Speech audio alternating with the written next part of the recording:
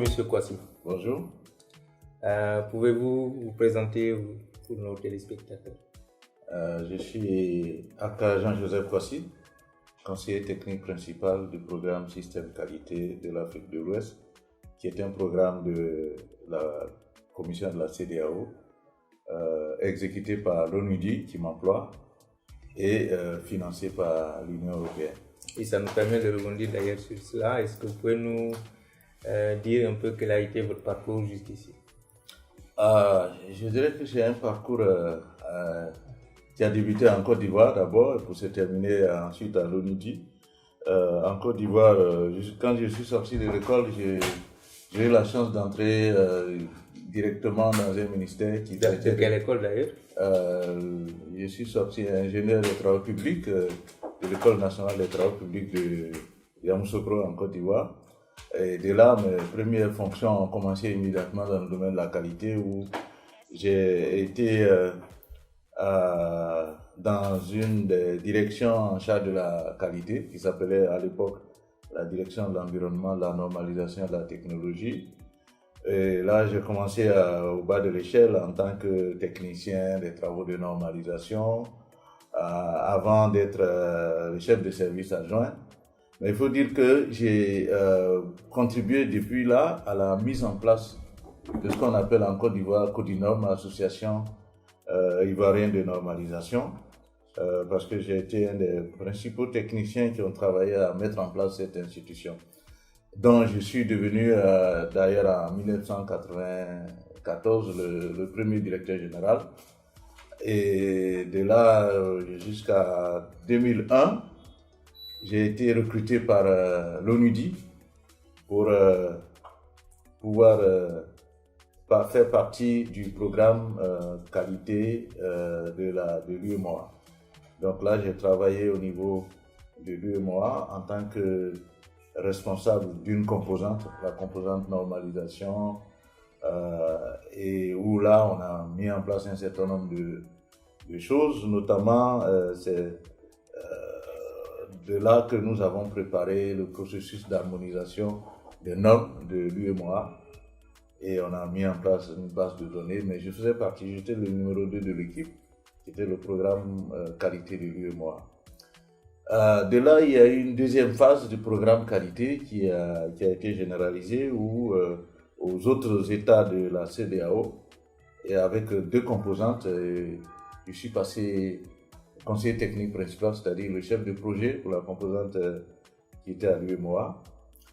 Et puis en 2012, je suis passé le conseiller technique principal de l'ensemble du programme couvrant les 16 pays, 15 États membres de la CEDEAO, plus la Mauritanie, donc ça fait 16.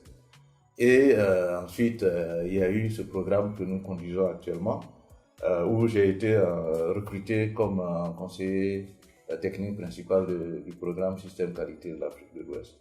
Donc voilà un peu mon parcours. J'ai commencé en tant que simple technicien, je suis passé directeur général d'une institution. Ensuite, j'ai travaillé au niveau international en tant qu'expert. Mais maintenant, je travaille en tant que fonctionnaire un peu de l'ONUDI, mais affecté à un programme. Donc cela veut dire que certainement ce programme a eu un impact dans votre carrière? Ah oui, bien entendu, ma carrière, j'ai quitté mon pays quand j'étais directeur général, mais l'impact de ce programme, c'est que ça m'a permis d'avoir quand même cette carrière régionale et internationale. D'abord, et puis j'ai eu une évolution interne par rapport à ce programme où j'ai commencé en tant que technicien, responsable de composantes pour terminer comme conseiller technique principal.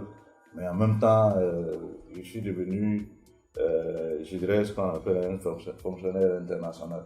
Donc, ce programme m'a apporté beaucoup, non seulement du point de vue technique, parce que nous avons abordé beaucoup de sujets dans le domaine,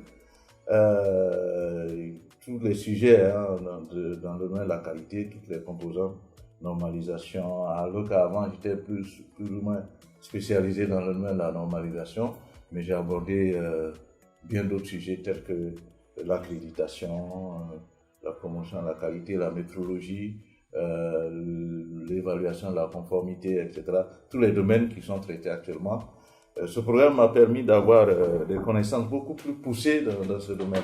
Mais surtout, ce que ça m'a apporté, c'est vraiment de pouvoir me mettre en rapport avec des hommes. Me mettre en rapport avec les différents experts, qu'ils soient au niveau international que au niveau des pays. Là, j'avoue que actuellement, je peux me flatter d'avoir un réseau de connaissances au niveau international que régional, parce que je travaille avec tous les techniciens des pays dans les différents domaines, et je pense que c'est le plus grand apport que moi je peux retenir, que ce programme m'a permis d'être en contact avec les hommes, et même aussi avec des autres personnalités telles que des commissaires, des ministres, etc. Et je pense que c'est des valeurs qui comptent beaucoup dans une carrière. C'est pas seulement qu'on vous paye bien, mais vraiment c'est cette somme d'expérience que ça vous permet d'acquérir, de connaître les hommes, de connaître les différents systèmes qui existent dans le monde. Ça m'a permis également de beaucoup voyager, notamment en Europe, en Asie, dans beaucoup de pays. Pour vivre des expériences. Oui, donc pour acquérir davantage d'expérience. Donc, je dis que ce programme m'a bâti. Je suis un des produits de ce programme. C'est vrai que j'ai été recruté avec un certain niveau, mais ce programme m'a apporté beaucoup plus. Et nous savons que tous les chantiers, depuis que vous avez été à l'UEMOA jusqu'à maintenant à la CEDEAO, vous ont trouvé sur place. Je pense à tous ces résultats qu'on a eus dans le domaine de l'infrastructure qualité. Donc, ça veut dire que cet impact aussi par ricochet va au niveau de la région. Oui, bien sûr. Parce que l'ONUDI a pu former quelqu'un qui a pu mener tous ces combats-là. Donc, par ricochet, tous les résultats dont on peut se prévaloir aussi sont un impact indirect aussi de ce que vous avez bénéficié, ce dont vous avez bénéficié dans le cadre du programme. Oui, je dirais que pour parler de façon plus générale, pour les cadres même de la région, ce programme, ces différents programmes ont contribué à surtout former les cadres de la région en matière de qualité. Ça, il faut le reconnaître. Et je dirais que même si en allant à ce programme, j'avais déjà un background, une certaine expérience, mais je fais partie de ceux qui ont été formés par ce programme, pas au niveau technique, mais au niveau du management. C'est-à-dire, j'ai été formé à manager les programmes qualité. Et ça, je pense que c'est un atout important. Mais il faut faire remarquer que comme moi, bien d'autres cadres de la région ont été formés dans le domaine de la qualité, soit au plan technique, à améliorer leur technique, notamment les gens de laboratoire qui ont été formés, mais il y a beaucoup de directeurs de structures de la qualité qui existent, ou bien même des cabinets privés en matière de qualité qui ont été créés. Et on verra que les responsables ont été formés à partir du programme. Même à la réunion à laquelle nous sommes, il y a un directeur général d'une institution qui est vraiment un produit de la qualité. Il y a une institution nationale, il y a une institution régionale, par exemple le SOAC, qui existe, où le cadre est un pur produit du programme qualité.